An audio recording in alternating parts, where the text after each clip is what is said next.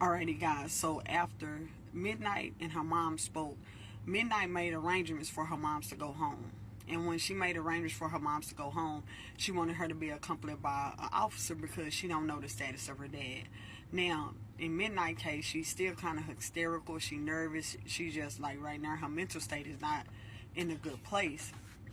So the nurse said, hey, we're going to go ahead and go back downstairs so that you can process what just happened. And so Midnite went ahead and went back downstairs, and as she was coming through the door, I was like, are you okay? And then Janae just got up and started hugging on her and said, hey baby, it's gonna be okay, don't worry about anything, I got you. And so when Midnite came back and sat down, and the nurse said, well, we're going to release you because we think you're ready to go home. But if you have any complications or issues, please feel free to come back to the emergency room and we're going to help you. And also, too, we're going to give you some prescriptions so that you can take to help with your headaches and stuff like that, with nausea and, your nerves. And what we would suggest to you is please get plenty of sleep because you're going to need the rest. You have been in a severe accident, and also, too, you need to heal.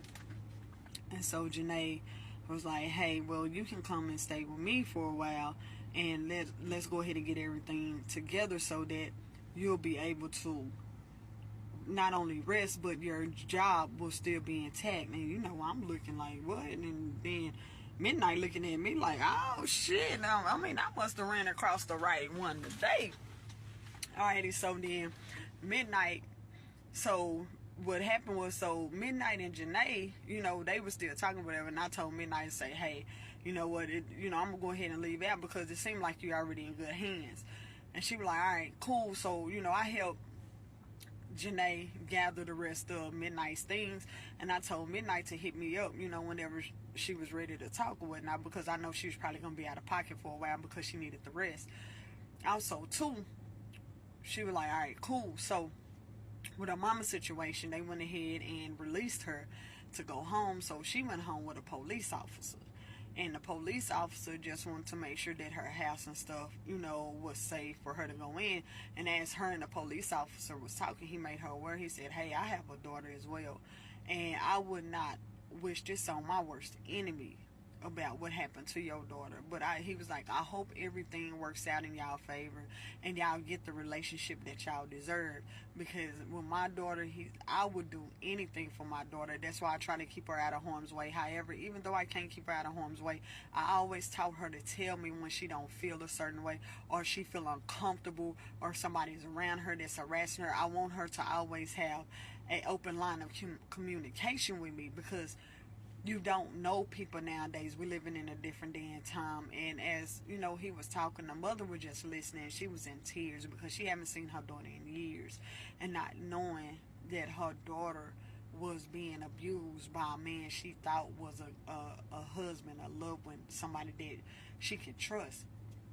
So as she got home or whatnot, and she went to go put the key in the door, and the police, he said, hold on, I don't want you to go in first. Let me go in and let me check what's going on. However, when the police walked in the door, he hurried up and drew his gun. His pum.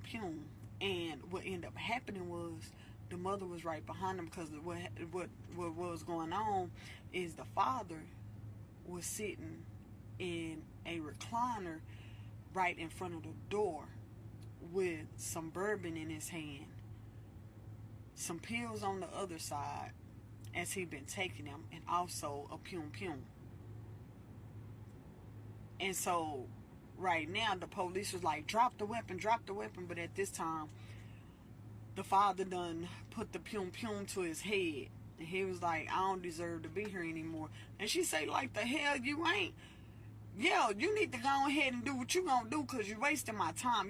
Like a whole argument broke out, and then the police officer like, be quiet, I need you to go back outside, because right now you're in a place of danger. And she was like, no, I'm not going back outside. This mofo done did all this. He done destroyed our family. He done did this, that, and the other. But as the officer was talking, the father kept nodding in and out like something was wrong. And she would not stop arguing, to the point where she pushed the police officer out the way, and she went and knocked the hell out the daddy. He knocked that dude out so cold that he actually passed out. And so when he passed out, she went to shake him, and so the police officer went to put, the two hands on his neck to see if he still had a pulse. His pulse was very faint, and the police officer looked at the pills that he was taking, and they didn't have his name on it. So he like, how the hell you get these pills?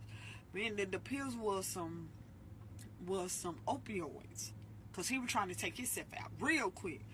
And so the police officer called for ambulance, and he also called for some backup because he needed some help, because not only does he have the person that's non-responsive, but he also got the wife that's beating on him while he non-responsive.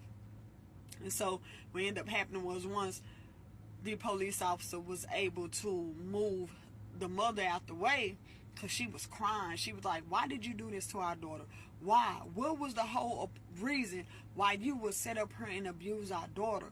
But his pulse was so faint, they didn't know if he was going to make it or not. So by the time he got her off and pushed out the door, then the ambulance came in, and they went ahead and started performing the procedures that was needed to make sure that he was, coherent, and they were going to take him to jail. So what they did was, when they put him on a stretcher, they went ahead and handcuffed him to the stretcher.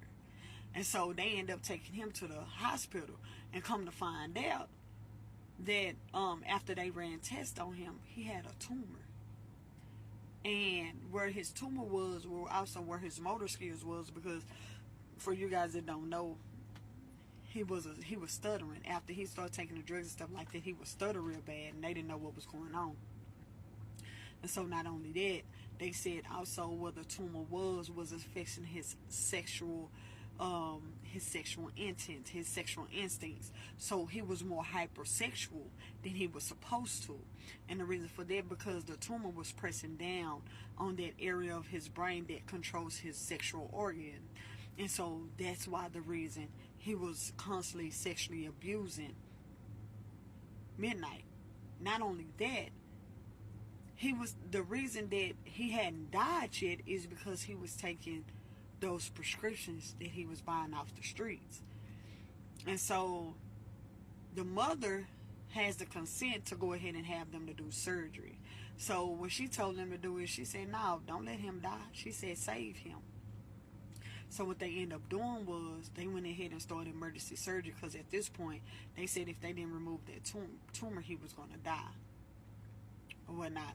And so she said, hell no, he needs to stand trial. He needs to stand trial in front of his peers and a judge for what he did to my child, because that's as close as we gonna get to God at this point. Oh, this MF ain't finna die. He finna live for this one. So they went ahead and they took him back to do emergency surgery. And as they was attempting to do emergency surgery, the doctor came out and said, hey, I don't think this is a good idea for us to do emergency surgery, because he have these drugs in his system. And the mother like, hell no. No, the hell you ain't. You gonna do this surgery. So the doctor said, the only way we can do the surgery is if you sign this consent form saying that you give us the right to do the surgery, and that if anything happened, you're going to be his power of attorney. She said, I am his power of attorney. I'm his wife.